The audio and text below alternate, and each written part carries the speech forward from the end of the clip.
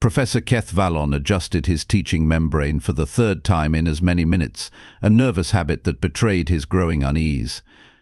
27 cycles of instructing promising young minds from across the galaxy, and yet this particular semester filled him with a dread that settled deep in his secondary stomach.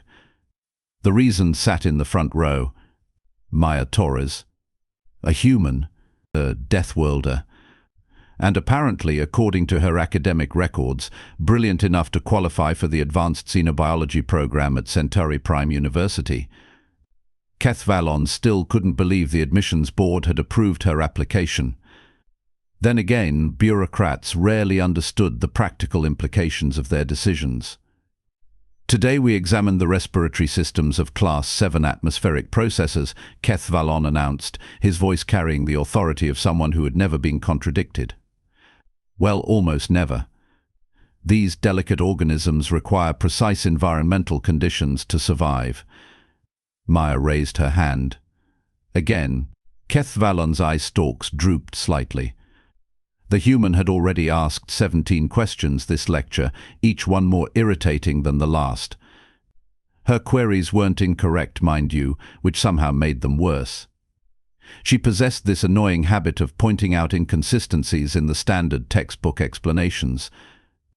"Yes, Miss Torres," he said, trying to keep the exasperation from his vocal sacs. "Professor, the data shows these organisms actually adapt to environmental changes within 6 to 8 standard hours. Doesn't that contradict the delicate classification?" Several students turned to look at her. The vegan exchange student, Lyra 9, made a soft chittering sound that indicated amusement. The hulking Gornian Thax simply grunted his approval. Maya had somehow managed to befriend the most unlikely collection of beings Keth Vallon had ever seen. "The classification system has worked perfectly for over 200 cycles," Keth Vallon replied stiffly. "I hardly think a first-year student is qualified to question peer-reviewed scientific standards. But the evidence clearly shows." Miss Torres, Keth Vallon's membrane flared, a warning display that had cowed students for decades. "Perhaps on your backwards little planet, contradicting instructors is considered acceptable behavior. Here at Centauri Prime, we value respect for academic authority." The classroom fell silent. Even the usually chattering Zephyrian twins stopped their constant whispering. Maya's dark eyes hardened. "My backwards little planet produced the breakthrough research on adaptive cellular matrices that your textbook conveniently forgets to credit. Dr. Elizabeth Santos, published in the Galactic Journal of Xenobiology, Cycle 2387. Ring any bells, Professor? Keth Vallon's teaching membrane turned a mottled purple. Santos. Of course the human would bring up Santos. That particular research paper had caused quite the stir in academic circles, primarily because it had proven 3 centuries of established Centauri science completely wrong. Dr. Santos was an anomaly, he snapped. One cannot extrapolate broader patterns from a single exceptional case. Funny thing about humans, Professor. Maya stood up slowly, her movement causing several students to lean back instinctively. Even sitting, she was taller than most of the class. Standing, she loomed. "We're all anomalies." Keth Vallon felt his confidence wavering. The human's presence filled the room in a way that made his survival instincts scream warnings. Deathworlders carried an aura of barely controlled violence that civilized species found deeply unsettling. "Sit down, Miss Torres," he commanded, his voice cracking slightly. "I think I'll stand." Maya crossed her arms, which only emphasized the corded muscle beneath her seemingly delicate skin. "Since you seem to have such strong opinions about human capabilities, perhaps you'd like to demonstrate proper Centauri technique. I beg your pardon." The grappling exercise. Chapter 12. You spent 20 minutes explaining how no species could possibly master Zenturan combat forms without proper joint flexibility and neural response time. Maya's smile was sharp enough to cut atmosphere. "Care to prove your point?" The classroom held its collective breath. Challenging an instructor to physical demonstration was technically allowed under university regulations, but it simply wasn't done. Civilized beings settled disagreements through debate and academic discourse, not primitive displays of physical prowess. Miss Torres, this is highly irregular. Scared, Professor? The word hung in the air like a plasma charge. Keth Vallon felt his teaching membrane flush deeper purple. In his entire career, no student had ever questioned his courage. The very suggestion was insulting beyond measure. Fine, he hissed. If you insist on learning through humiliation rather than instruction, so be it. The other students quickly cleared a space in the center of the classroom. The word of the confrontation spread through the university's communication networks faster than a virus through a ship's recycling system. Within minutes, the observation deck filled with curious faces. Keth Vallon removed his outer teaching robes, revealing the lean, efficient build typical of his species. Centaurs weren't warriors, but they possessed excellent coordination and lightning-fast reflexes. More importantly, he had trained in Zentaran forms since his youth. Maya simply rolled her shoulders and cracked her knuckles, a sound that made half the observers flinch. Standard Zentaran rules, Keth Vallon announced. First to achieve dominant submission position wins. Works for me. They circled each other slowly. Keth Vallon's training kicked in, analyzing his opponent's stance and movement patterns. The human appeared relaxed, almost casual, but something about her positioning suggested coiled power waiting to be unleashed.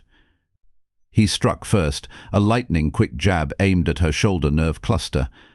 The technique should have paralyzed her arm instantly. Maya twisted, the blow sliding harmlessly past her. Before Keth Vallon could recover, her hand shot out and grabbed his wrist. The grip was gentle, almost tender. Then she squeezed. Keth Vallon's vision exploded into stars of pain as his wrist bones ground together.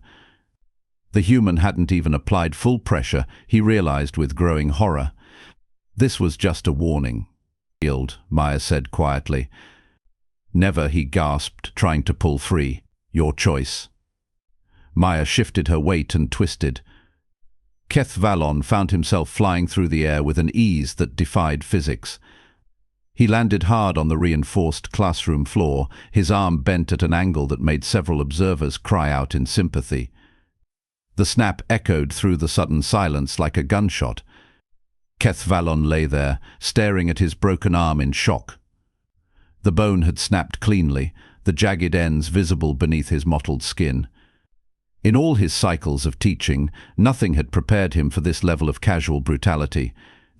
Maya knelt beside him, her expression genuinely concerned. Professor? You okay? That sounded worse than it should have. You broke my arm, he whispered. Well, yeah, you wouldn't yield. She examined the break with clinical detachment. Clean fracture, though. Should heal fine with proper medical attention. Dr. Yelan Rex, the university's chief medical officer, burst through the classroom door with her emergency kit. The elderly vegan physician took one look at Keth Vallon's arm and immediately began administering pain suppressors. What in the name of the first colony happened here? She demanded. Academic demonstration, Maya replied innocently. The professor was showing us proper Zentaran technique. Dr. Yelan Rex shot her a look that could have melted hull plating. Miss Torres, I should have known you were involved. Hey, he challenged me to prove human capabilities. I was just being helpful. While the medical team carefully transported Keth Vallon to the emergency bay, Dean Valoris arrived to assess the situation. The imposing Altarian's crystalline features showed no emotion as he surveyed the scene. Miss Torres, Dean Valoris said in his resonant bass voice, My office. Now. Maya gathered her data pad and followed the dean from the classroom, leaving behind a group of stunned students and one very clear message: humans didn't play by the same rules as everyone else. The walk to the administrative sector felt longer than usual. Maya could feel the stares of passing students and faculty, word of the incident already spreading throughout the university. By evening, the story would reach every corner of the academic quarter. Dean Valoris's office occupied the top floor of the central tower. its transparent aluminum walls offering a spectacular view of the university campus and the gleaming city beyond.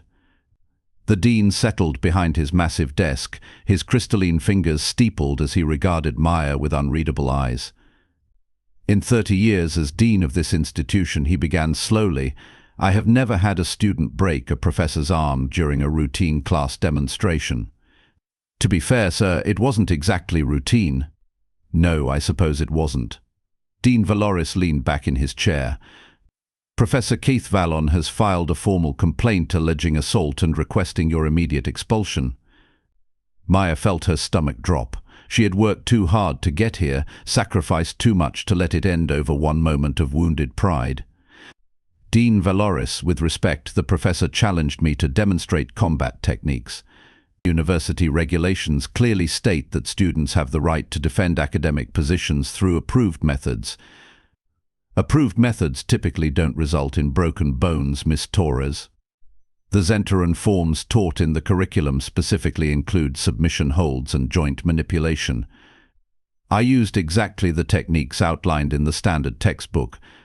Maya pulled up the relevant files on her datapad. Chapter 12, Section 4, Subsection 7. Quote, dominant submission is achieved through the application of controlled force to vulnerable joint structures until opponent yields or becomes incapacitated.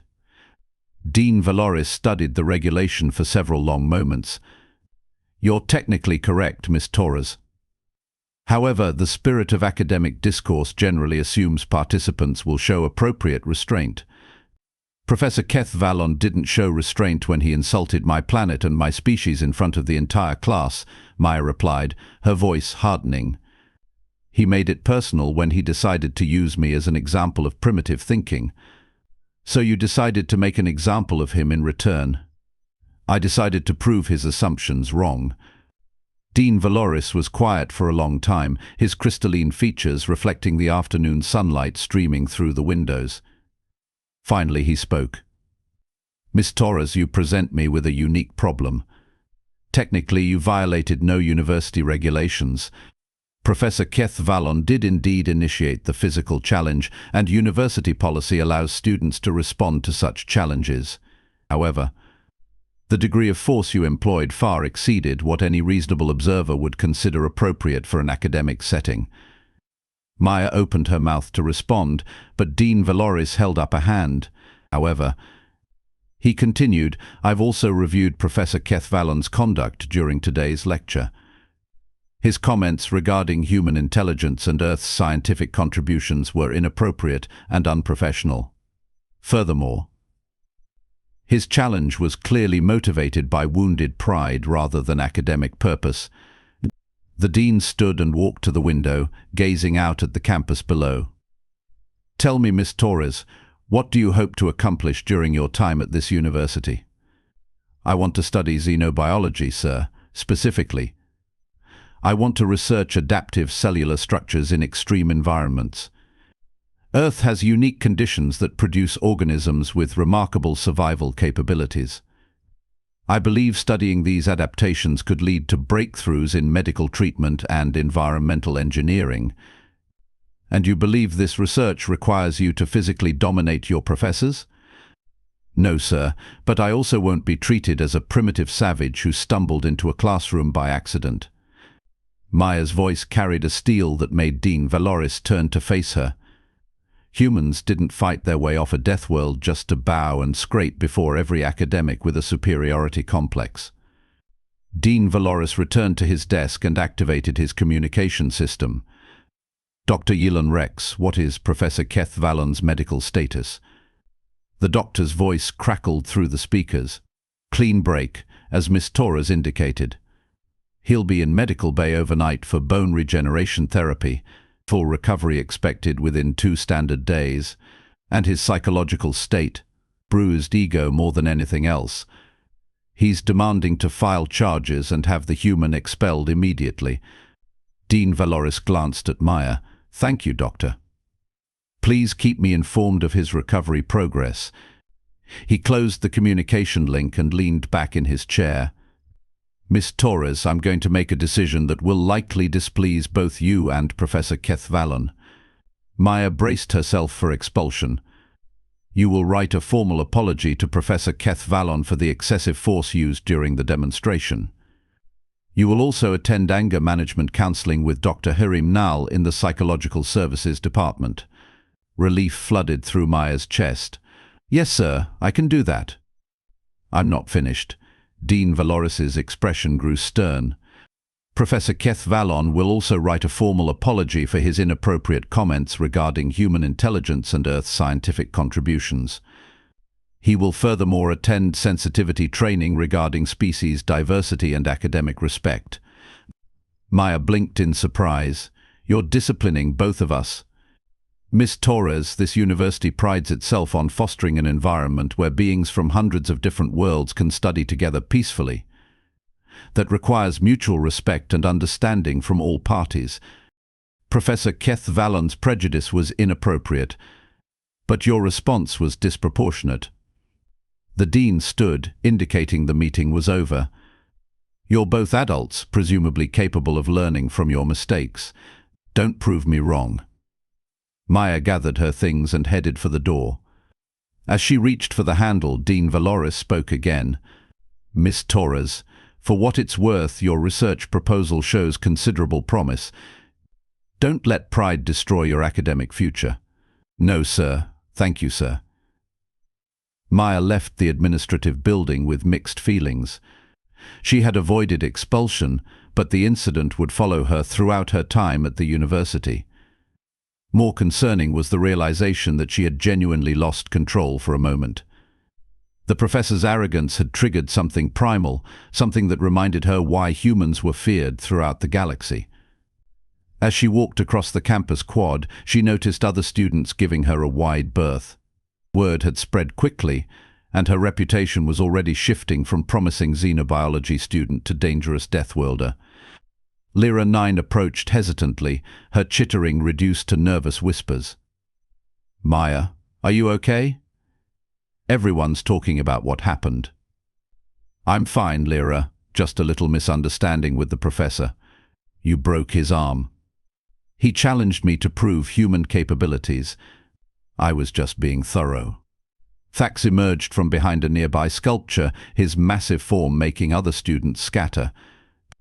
The Gornian warrior caste member had become Maya's closest friend at the university, bonding over their shared status as members of physically formidable species. Heard you gave old Keth Vallon a lesson in humility, Thax rumbled approvingly. About time someone knocked him down a few pegs. It wasn't supposed to go that far, Maya admitted. I just got tired of his attitude. Centaurs think they're so superior because they evolved on a garden world. Thax snorted. Never had to fight for survival, so they assume no one else should either. The three friends found a quiet spot in the university gardens, away from curious stares and whispered conversations.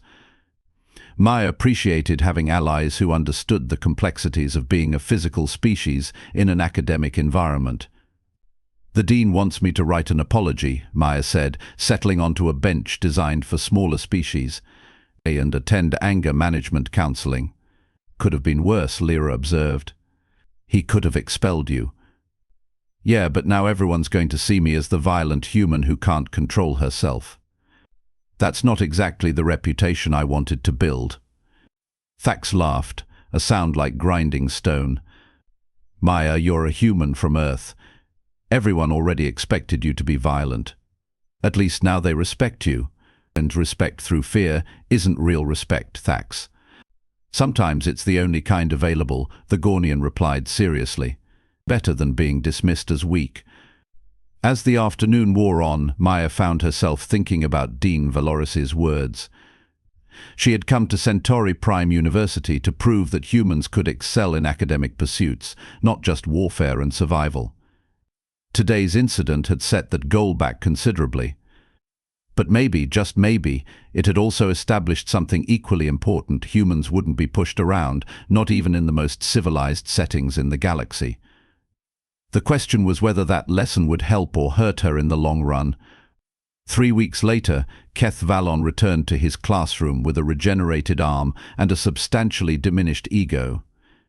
The medical technology had repaired the physical damage perfectly, but his pride remained fractured in ways that no therapy could heal. Maya sat in her usual front row seat, datapad ready, expression neutral. The dynamic between them had shifted fundamentally. Where once Keth Vallon had commanded through assumed authority, now he found himself speaking more carefully, choosing his words with unprecedented caution. "Today we study extremophile organisms," Keth Vallon announced, his voice lacking its former confidence. "Specifically, those found in high radiation environments." Maya's hand shot up immediately. Keth Vallon's newly healed arm twitched involuntarily. "Yes, Miss Torres." "Are we including Earth-based extremophiles in this study?" "Because tardigrades can survive direct exposure to cosmic radiation that would kill most galactic species instantly." Several students leaned forward with interest. Tardigrades had become something of a legend among xenobiology circles, those microscopic Earth creatures that seem to laugh at the very concept of death. "We are focusing on documented galactic standards," Keth Vallon replied stiffly. "But excluding Earth organisms from a comprehensive study seems incomplete." Maya's tone was perfectly respectful, but everyone in the room heard the underlying challenge. Especially when they represent some of the most extreme survival adaptations in known space. Keth Vallon felt trapped. Agreeing would acknowledge that his previous dismissal of Earth science had been wrong. Disagreeing would make him appear closed-minded and academically dishonest. "Perhaps," he said carefully, "you could prepare a supplementary presentation on Earth extremophiles for next week's class." Maya smiled, the expression somehow more terrifying than her earlier anger. "I'd be delighted to, Professor." The rest of the lecture proceeded without incident, though Keth Vallon noticed his other students paying closer attention to Maya's occasional comments. Her presence had shifted the classroom dynamic in ways he was still struggling to understand. After class, Keth Vallon retreated to his office and activated his secure communication system. The holographic image of Dr. Xeris Prime materialized above his desk, the elderly Centauri's expression one of polite inquiry. "Keth Vallon, how are you recovering from your incident?"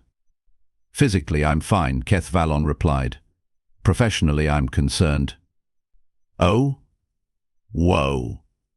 The human student, Maya Torres, she's becoming a disruptive influence. Other students are starting to question established curriculum based on her suggestions. Dr. Xeris Prime's eye stalks tilted thoughtfully. "Questioning established curriculum isn't necessarily problematic, old friend. Academic inquiry requires challenge and debate." "This is different, Xeris. She's undermining academic authority through implied threats of violence." "Did she threaten you again?" "Not directly. But everyone knows what she's capable of. Her very presence changes how students interact with instruction." Dr. Xeris Prime was quiet for several moments. "Keth Vallon, I reviewed the footage of your classroom incident. The human used exactly the techniques outlined in our standard combat curriculum. Your arm broke because you refused to yield when obviously outmatched." "Whose side are you on?" Keth Vallon demanded. "The side of academic honesty," Dr. Xeris Prime replied firmly. "Which includes acknowledging when we've made mistakes." After ending the call, Keth Vallon sat alone in his office, staring at the academic achievement awards covering his walls. 30 years of distinguished teaching, and now he felt like a novice instructor facing his first difficult class. A soft chime indicated someone requesting entry. "Come in." Maya Torres stepped through the doorway, carrying a stack of data tablets and what appeared to be a small containment unit. "Professor, I brought some materials for next week's presentation. I thought you might want to review them first." Keth Vallon's regenerated arm began to ache phantom pain. "That's thoughtful of you, Miss Torres." Maya placed the materials on his desk with exaggerated care, as if handling delicate crystal. "I also wanted to discuss something with you privately." "Oh? I know you think I'm trying to undermine your authority, Professor." "That's not my intention." Keth Vallon studied her face, searching for deception. "Then what is your intention?" to learn and to contribute. Maya settled into the chair across from his desk, her movement fluid and controlled. Earth science has made some breakthrough discoveries precisely because we approach problems differently. We've had to. Survival on a death world requires creative solutions. And you believe this gives you the right to question centuries of established research. I believe it gives me the obligation to share what we've learned. Maya activated one of the data tablets, displaying a complex molecular structure. This is a protein compound found in Terran extremophiles. It can repair radiation damage at the cellular level faster than any known medical technology. Keth Vallon leaned forward despite himself. The molecular structure was unlike anything in the standard database. If this data is accurate, it could revolutionize medical treatment for radiation exposure, Maya finished. But it'll never be studied if we dismiss Earth science as primitive. You're asking me to restructure my entire curriculum based on the claims of a single species. I'm asking you to include Earth organisms in a study that claims to be comprehensive. Maya's voice remained respectful, but steel crept into her tone.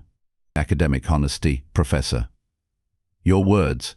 Keth Vallon realized he was caught in a logical trap of his own making. Either he admitted his curriculum was incomplete, or he abandoned academic integrity to maintain his prejudices.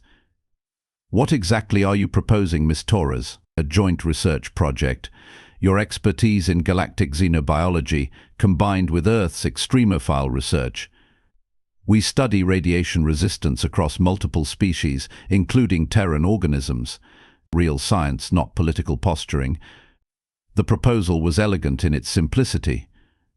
And academically it was exactly the sort of collaborative research that Centauri Prime University claimed to encourage. And if I refuse? Maya's smile was sharp as a blade. Then you explained to Dean Valoris why you rejected a research opportunity that could advance the university's reputation across the galaxy.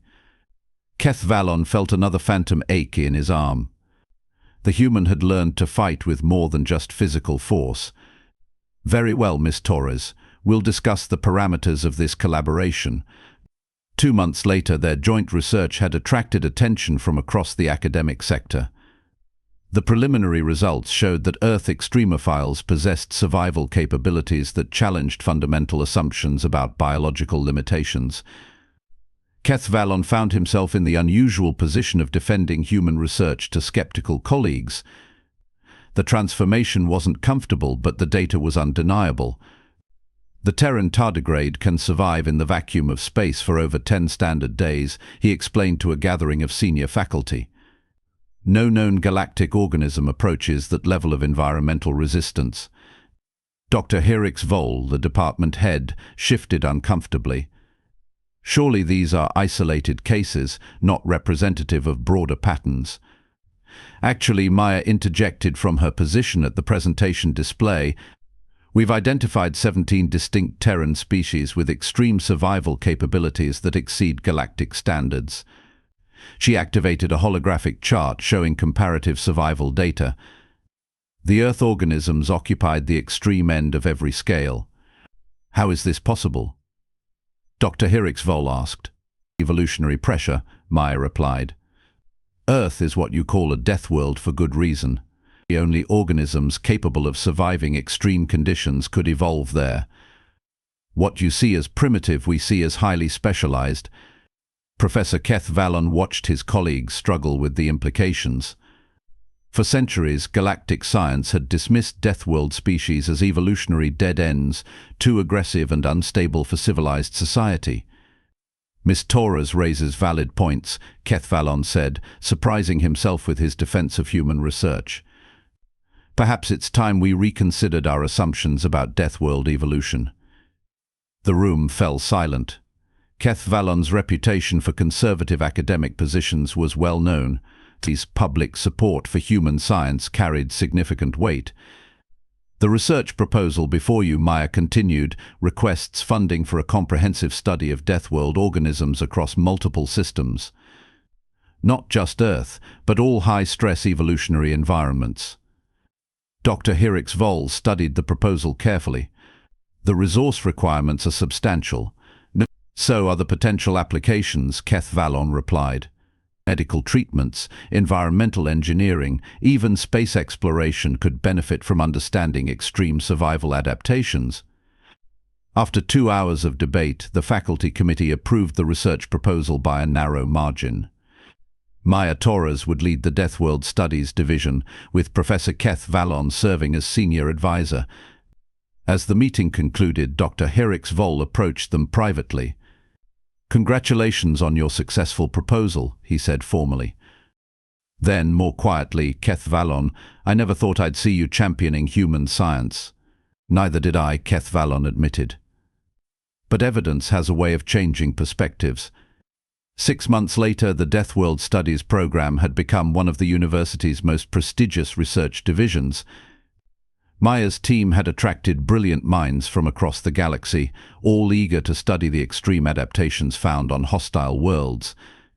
Keth Vallon had adapted as well, though the process hadn't been comfortable. Working with Maya had forced him to confront decades of ingrained prejudices about Deathworld species. The experience was humbling in ways that no academic achievement could match.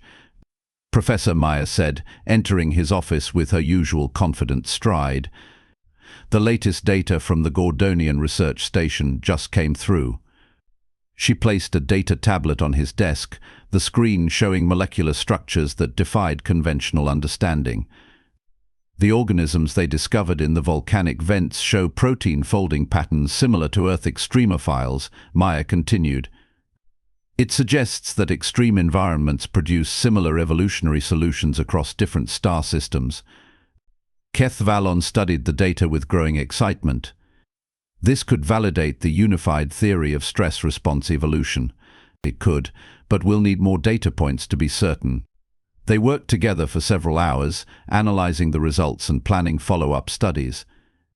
The collaboration that had begun with violence and mutual distrust had evolved into genuine scientific partnership. "Miss Torres," Keth Vallon said as the afternoon wore on, "I owe you an apology." Maya looked up from her calculations. "For what?" "For my initial assumptions about human capabilities. About Deathworld species in general." Keth Vallon's teaching membrane flushed slightly. "My prejudices nearly prevented important scientific progress." "Professor, you weren't entirely wrong. Humans can be violent and unpredictable. We evolved on a world that rewards aggression and quick responses to threats. But you're also brilliant scientists capable of revolutionary research." Maya smiled, the expression lacking its earlier sharp edges. "We're complicated, Professor. Most species are, once you get past surface assumptions." Keth Vallon nodded thoughtfully. "Indeed. Perhaps that's the most important lesson here." As evening approached, Maya gathered her materials and prepared to leave. At the doorway, she paused. "Professor? For what it's worth, I'm sorry about your arm. I could have made my point without breaking bones. Could you have?" Keth Vallon asked curiously. Maya considered the question seriously. "Probably not. Sometimes humans need to establish physical dominance before intellectual respect becomes possible. It's not pretty, but it's how we're wired." After she left, Keth Vallon remained in his office, contemplating the strange journey that had brought them to this point. He had begun the semester convinced of his academic superiority, certain that Deathworld species had nothing valuable to contribute to civilized science. Maya Torres had shattered that certainty with brutal efficiency, then helped him rebuild it into something stronger and more honest. His arm no longer ached, but the lesson remained perfectly clear. Assumptions about primitive species were often the most primitive thoughts of all. The human had taught him that survival of the fittest didn't just apply to hostile worlds. It applied to ideas, prejudices, and academic pride as well. And sometimes the fittest response to ignorance was a perfectly executed submission hold that left no room for debate. Keth Vallon smiled, flexing his regenerated fingers. Perhaps that was the most human lesson of all. When words failed, actions spoke with absolute clarity. Even if those actions occasionally required medical attention.